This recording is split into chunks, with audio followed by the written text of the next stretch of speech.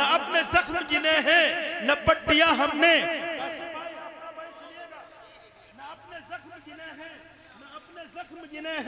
न पट्टियां हमने, बड़े गुरूर से झेली है सख्तियां हमने, बड़े गुरूर से झेली है सख्तियां हमने। और ये किसने ताजा हवाओं के पर कतर डाले, बड़ी यकीन से खोली थी खिड़कियां हमने, बड़ी यकीन से खोली थी खिड़कियां हमने। ये जंगे आजादी का मंजर याद रखिए कि हमने किस लिए हिंदुस्तान को आजाद कराया था, क्या हम उस आजादी से जी रहे हैं, ये सोचने का मुकाम है। इस शेर के साथ मैं जनाब हजरत मौलाना असलम नदवी साहब एडवोकेट जो हाई कोर्ट के हैं, मैं उनसे इल्तिमास करूंगा कि वो आए और अपनी गुफ्तगू रखें।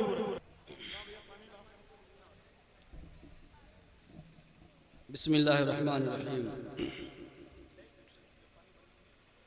नहमदु व नसल्ली अला रसूलिल करीम। वक़ाल नबी सल्लल्लाहु अलैहि वसल्लम वल्लज़ी नफ्सी बियदिही लवदित्तु अन उक़्तल फ़ी सबीलिल्लाह थुम्मा अहया थुम्मा उक़्तल थुम्मा अहया थुम्मा उक़्तल थुम्मा अहया थुम्मा उक़्तल। मेरे अजीज साथियों, पर्दा नशीन माओ और बहनों, डाइस पर तशरीफ फरमा हमारे अजीज साथी और हमारे बड़े भाई और हमारे दरस रफ़ीक मौलाना मोहम्मद ज़ैद कासमी साहब। एक क्योंटी इबादुल्लाह वालों के लिए खुश नसीबी भी है कि ज़ैद भाई माशाअल्लाह पढ़ाई के दौर से काफ़ी एक्टिव रहते थे और आज सिर्फ सीतापुर ही नहीं बल्कि उत्तर प्रदेश और आउट ऑफ स्टेट भी एज नाजिम की हैसियत से वो जाने जाते हैं।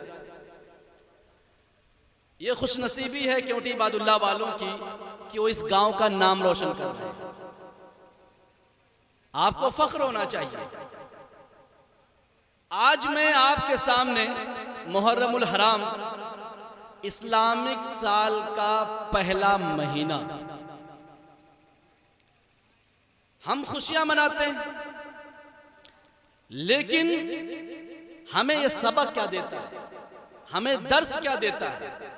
ये दर्स देता है वफा, जफा, सब्र, इस्तक़लाल, जोश, जालिम के सामने घुटने ना टेकने का, जालिम हुक्मरानों की आंखों में आंखें डाल करके उनकी हुकूमत का इनकार करने का।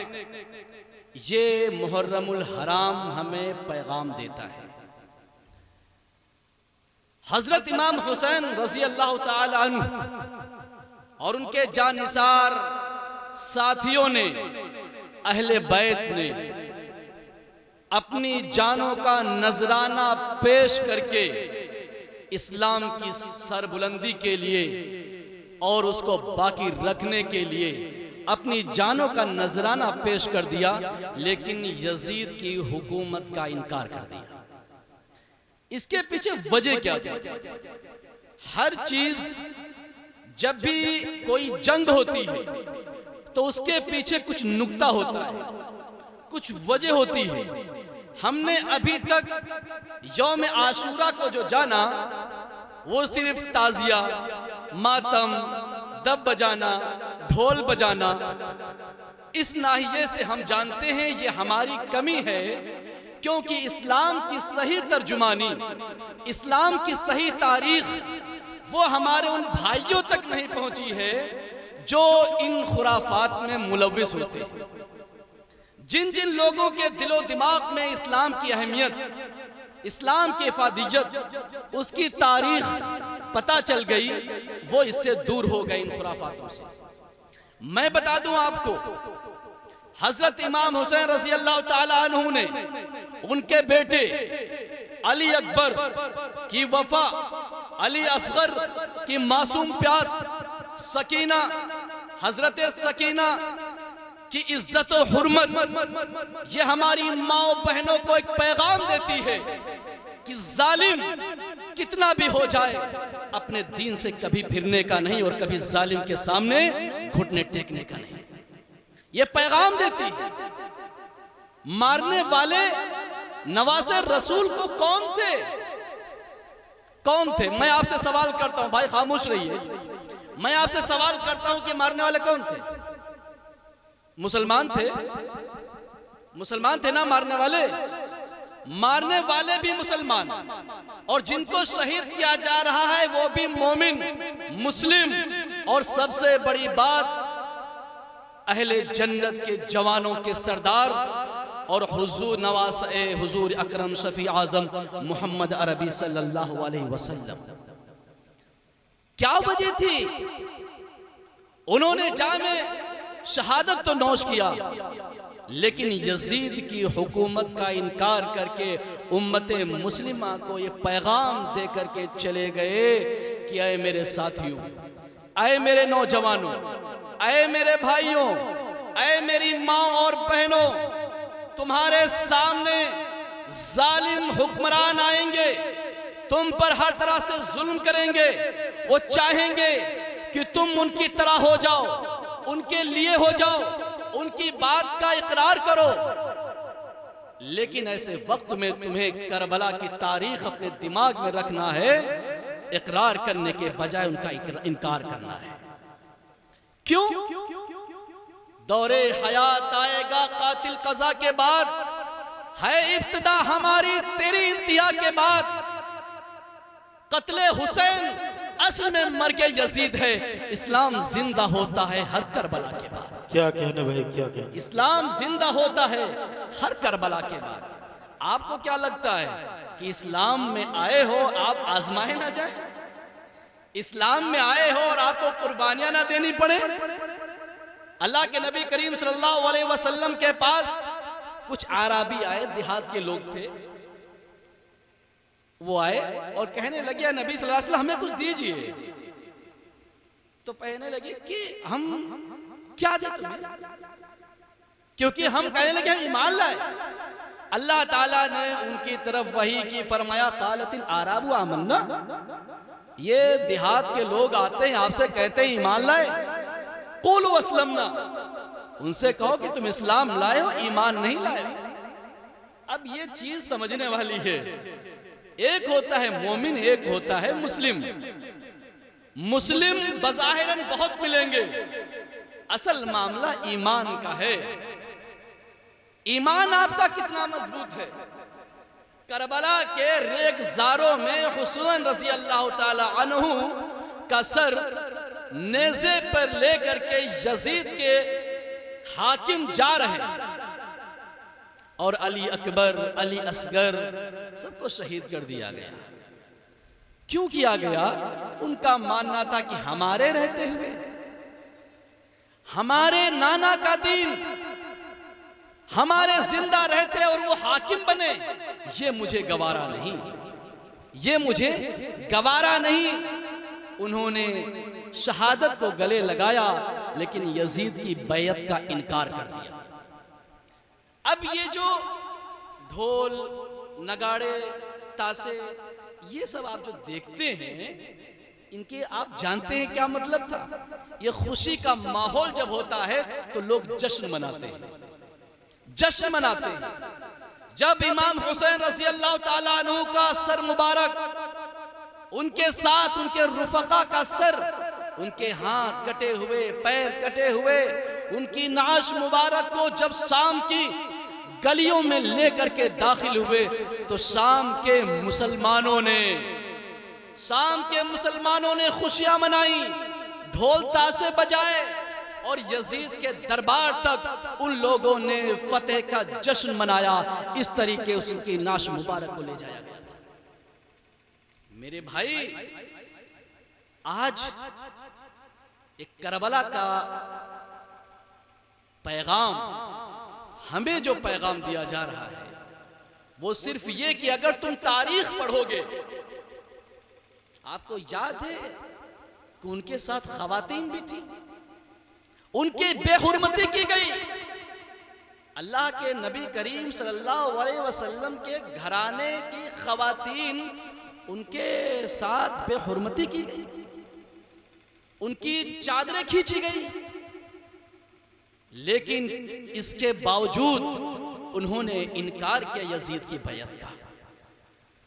आज हम जिस माहौल में रह रहे हैं, आज जिस हालात में रह रहे हैं, यह आपसे तकाजा करता है, आपको पैगाम देता है, आपसे कहता है कि आए हैं कुछ यजीदी की शक्ल में जो आपके ईमान को सल्ब करना चाहते हैं, आपकी मस्जिदों को तोड़ रहे हैं, आपके मदरसों को तोड़ रहे हैं, आपकी खानकाहें, आपकी इबादत गाहें। वो चाहते हैं कि आप दाढ़ी और टोपी में सफर ना करें। क्या मॉब लिंचिंग नहीं हो रही हमारी इस शिआर की बिना पर? क्या हमारे ऊपर हमले नहीं हो रहे हैं? वो चाहते हैं कि तुम अपनी पहचान मिटा दो। वो चाहते हैं हमारी माएं बहनें नकाब और स्कार्फ में कॉलेजेस ना जाएं। बाकायदा ऐसे नौजवान लफंगों की टीमें बना करके रख दी गई हैं जो हमारी माँ और बहनों के साथ उन नाजेबा हरकतें करने पर उतारू हो चुके हैं। मेरे भाई, वक्त और हालात तो हमेशा आते हैं, लेकिन याद रखो जब भी होता है तो हुसैनियत जिंदा रहती है, यजीदियत का कोई नाम लेवा नहीं होता है। हुसैनियत तो तारीख लिखती है, लेकिन यजीद का जब भी जिक्र किया जाता है तो एक शराबी के नाम पे, एक बुरे हुक्मरान के नाम से, ऐसा शख्स जो अपने बेटों का था तो नबी की औलाद, सॉरी सहाबी की औलाद, सहाबी की औलाद था, जलीलुल कद्र मुआविया रज़ी अल्लाह ताला अन्हु की औलाद था, लेकिन कोई है ऐसा शख्स जो अपने बेटे का नाम यजीद रखता हो? लेकिन हुसैन का जब नाम आता है तो हम फख्र महसूस करते हैं।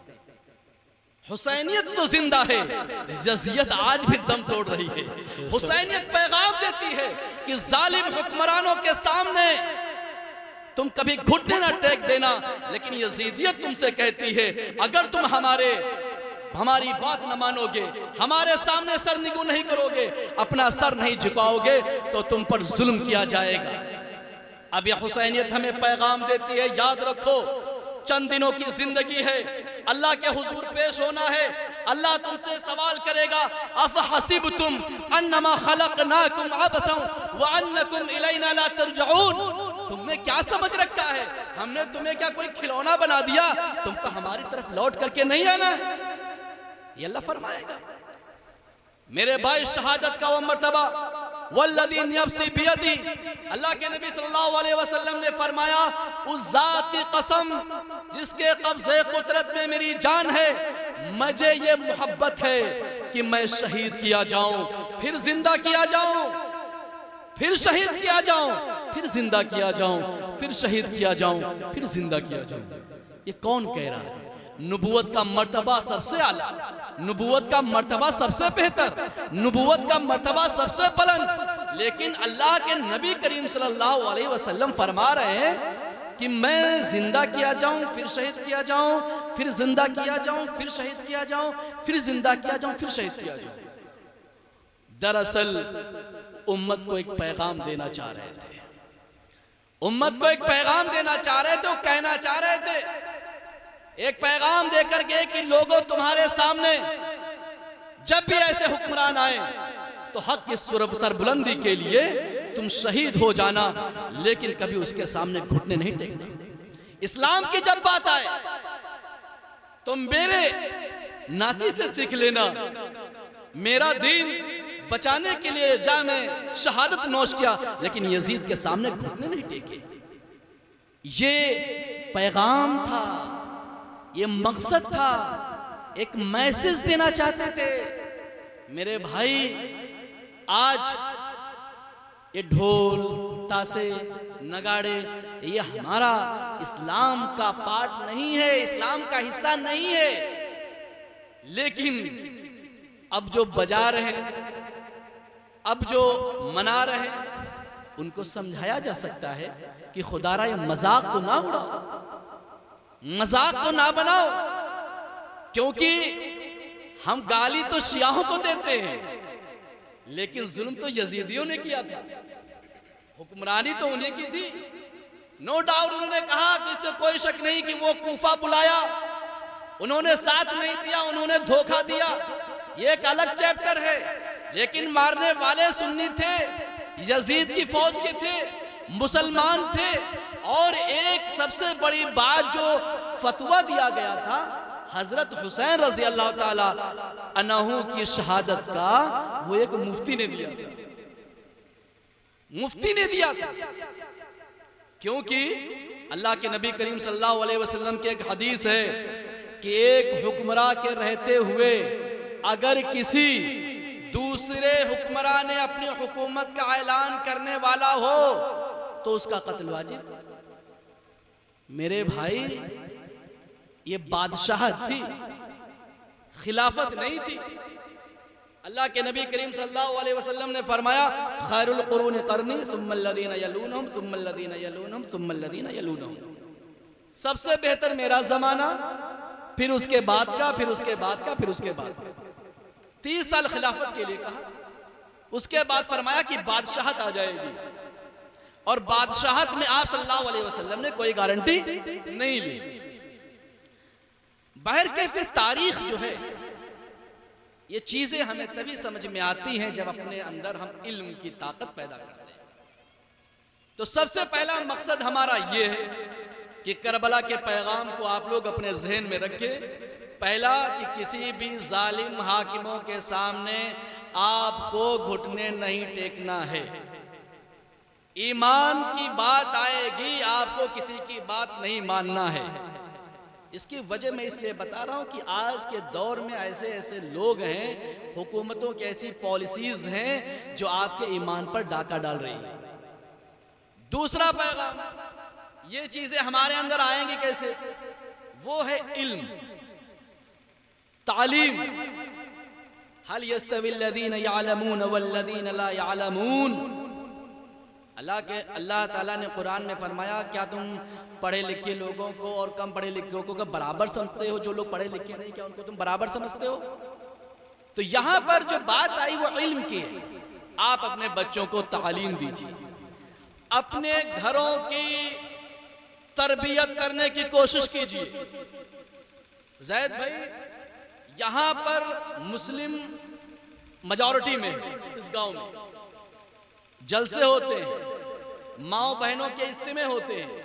आप अपने घरों की बच्चियों के उन इज्तिमात में भेजिए, उनको हिस्सा बनाइए। जब यह पार्ट बनता है इस्लाम को सीखने का, हमारे अंदर ईमान की ताकत पैदा होती है। इंशाअल्लाह इस पर अमल करने की कोशिश करेंगे। ये 2 पैगाम आप लेकर के जाएं और उस पर अमल करें, क्योंकि जलसे जुलूसों में तकारीर बहुत होती हैं।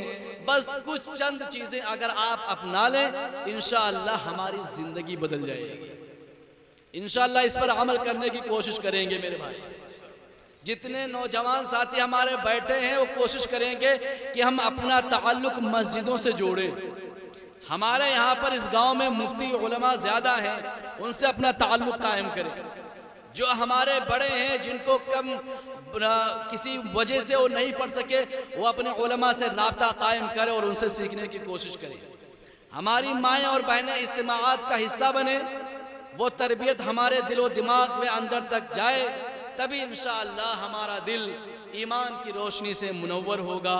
और आखिर में इस शेर के साथ अपनी बात ख़त्म कर रहा हूँ कि मनफ़अत एक है, इस कौम का नुकसान भी एक भी, सबका नबी, दीन भी, ईमान भी एक, हरम पाक भी, कुरान भी, अल्लाह भी एक। क्या बड़ी बात होती जो मुसलमान भी एक। व आखिरु दावाना अनिल हम्दुलिल्लाहि रब्बिल आलमीन।